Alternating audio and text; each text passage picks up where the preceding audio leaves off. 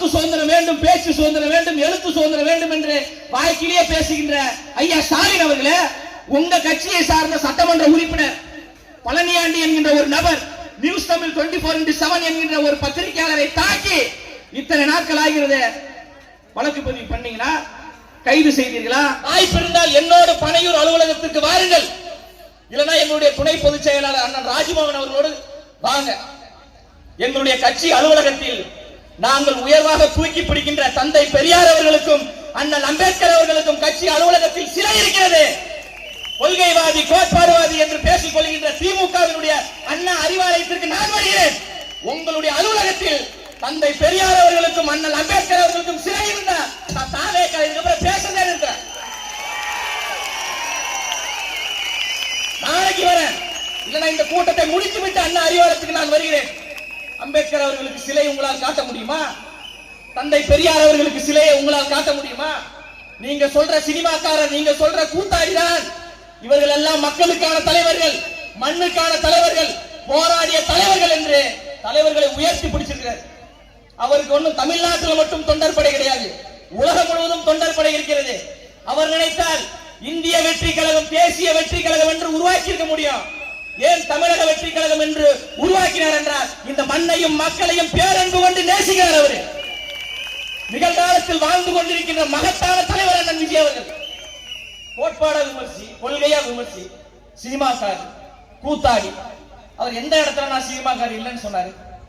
எந்த இடத்துல நான் கூத்தாடி இல்லைன்னு சொன்னாரு? சினிமாவில் இருக்கக்கூடிய அண்ணன் விஜய் அவர்கள் சினிமா துறை வேண்டாம் என்று சொல்லிவிட்டு மக்களுக்காக உழைப்பதற்கு அரசியலுக்கு வந்துட்டாரு.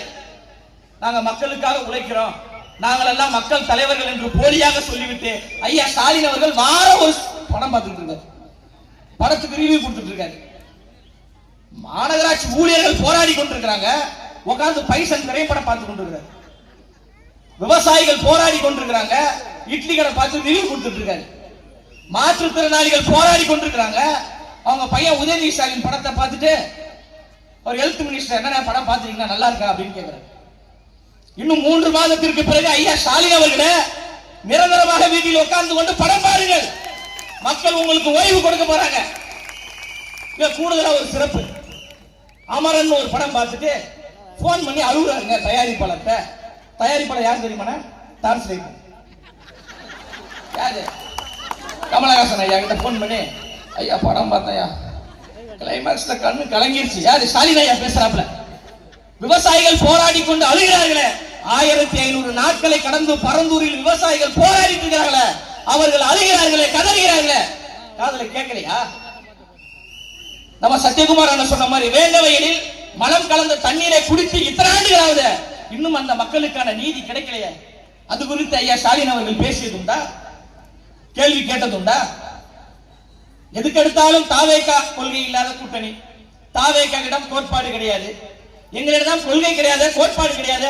அப்ப எதற்காக எங்களை விமர்சித்துக் கொண்டிருக்கிறீங்க? எங்களை நீங்கள் விமர்சிக்கிறீர்கள் என்றால் நாங்கள் வெற்றியை நோக்கி செல்கிறோம் என்ற அர்த்தம். உலகக்கோப்பை கிரிக்கெட் போட்டி, ஒரு மாற்றுத்திறனாளி சகோதரர், ஞாபகம் இருக்கா? ஒரு மாற்றுத்திறனாளி சகோதரர் ஒரு 2 வெங்கல கப்பை தூக்கிக்கிட்டு, அதுவும் சேப்பாக்கத்தில் ஏதோ ஒரு கடையில வாங்கி இருக்கிறாப்ல போல, செகண்ட்ஸ்ல எடுத்துட்டு முதலமைச்சரை போய் பார்த்துட்டு, ஐயா உலகக்கோப்பை கிரிக்கெட் போட்டில போய் விளையாடி வெற்றி பெற்றேன் அப்படின்னா, அவர் தான் விளம்பர பிரியராச்சே, சூப்பர் வாப்பான்னு ஒரு போட்டோக்கு போஸ்ட் கொடுத்துட்டாப்ல. அடுத்து துணை முதலமைச்சர் யார்? நம்ம சுதந்திர போராட்ட தியாகி, அவர் விளையாட்டுத்துறை அமைச்சர்ல விளையாட்டு பிள்ளை, அவரும் கூப்பிட்டு ஒரு போட்டோ பிடிச்சு போஸ்ட் கொடுத்துட்டாரு. நம்ம விர்ச்சுவல் வாரியர்ஸ் பத்தி சொல்லவா வேணும்? உலகத்தையே கலக்கி கொண்டு இருப்பது டிவிகேவினுடைய விர்ச்சுவல் வாரியர்ஸ். உள்ள பூந்து நோண்டி எடுத்தான்.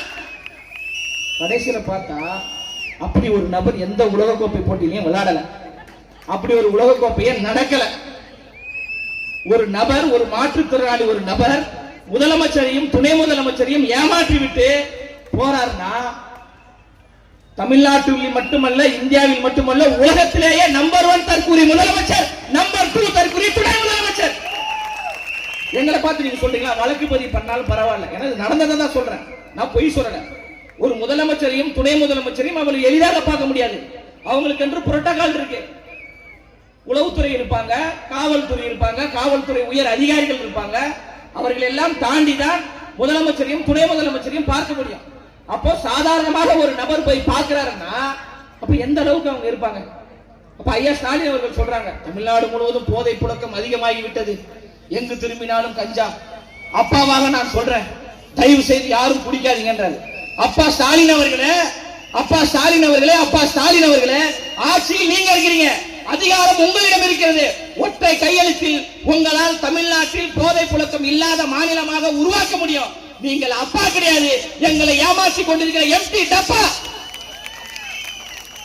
எத்தனை காலத்துக்கு ஏமாத்தீங்க நீங்க? அக்கா கனிமொழி அவர்கள் சொல்றாங்க, மகளிருக்கான ஒரு மாநாடு நடத்துறாங்க, பெண் பாதுகாப்பை உறுதி செய்யக்கூடிய ஆட்சி திமுகவுடைய ஆட்சி என்று அக்கா கனிமொழி அவர்கள் நீங்க சொல்றீங்க. ஆனா உங்க கட்சியினுடைய ஒரு பேச்சாளர் சிவாஜி கிருஷ்ணமூர்த்தி என்கின்ற ஒரு ஆபாச பேச்சாளர், ஒரு அயோக்கியத்தனமான ஒரு பேச்சாளர், ஒரு இழிவான ஒரு பேச்சாளர் எங்களுடைய கட்சி பெண் நிர்வாகிகளை குறித்து தரம் தாழ்ந்து பேசுறாங்களே அக்கா கனிமொழி அவர்களே, அப்ப என்ன பண்ணீங்க? வாயில புண்ணுதா? இந்நேரத்து கட்சியை விட்டு ஒழுங்கு நடவடிக்கை எடுத்திருக்கணுமா கூடாதா? பெண் விடுதலை இல்லை என்றால் மண் விடுதலை கிடையாது என்று சொன்ன தந்தை பெரியார் அவர்களை கொள்கை தலைவராக திமுக வைத்திருக்கிறது என்றால், எங்க தாவேக பெண் நிர்வாகி குறித்து தரம் தாழ்ந்து பேசிய அந்த நபரை இந்நேரத்துக்கு கட்சி கொடுத்து தூக்கி இருக்கணுமா கூடாதா? தூக்கல. அப்ப எல்லாமே பொய், எல்லாமே ஏமாற்று வேலை.